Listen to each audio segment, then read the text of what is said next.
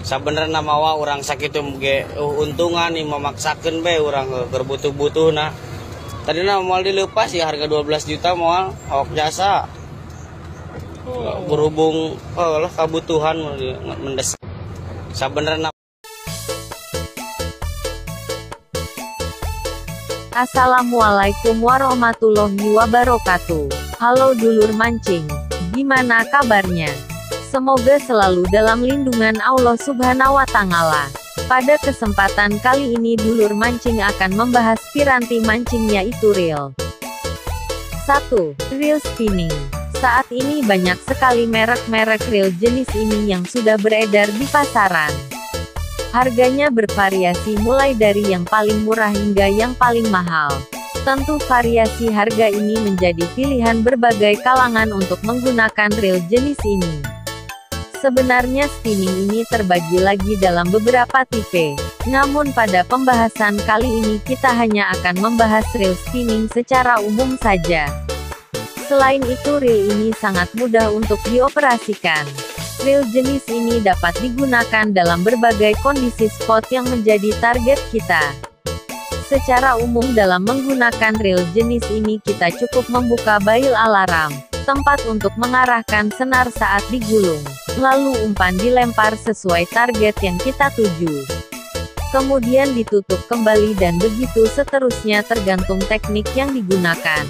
Bagian lainnya dari reel ini terdapat drag knob yaitu putaran untuk mengatur besaran tarikan ikan sesuai dengan keinginan kita. 2. Reel bait casting. Ini merupakan reel khusus yang dirancang untuk menggunakan teknik casting. Dalam teknik casting tentu kita akan terus-menerus melempar umpan buatan, lure.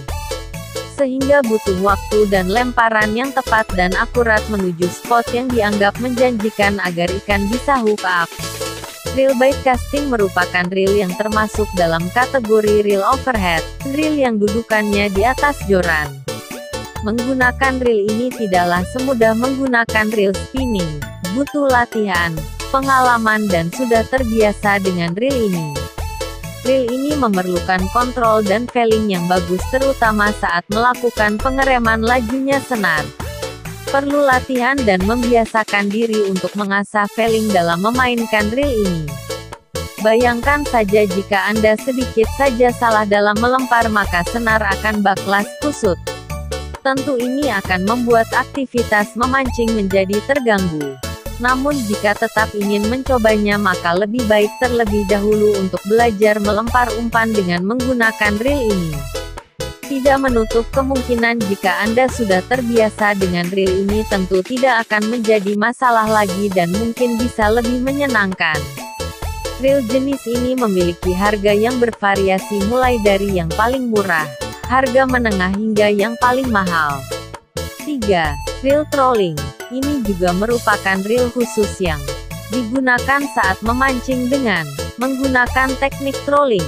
Teknik menyeret umpan di laut dengan menggunakan kapal dalam kecepatan tertentu. Bentuknya hampir sama dengan reel bait casting dan juga termasuk dalam reel overhead. Namun perbedaan ini terdapat pada spesifikasinya yang diperuntukkan untuk teknik trolling saja. Selain itu reel bait casting lebih kecil bentuknya, bobotnya lebih ringan, spoolnya kecil dan kemampuan dragnya juga tidak sebesar reel trolling.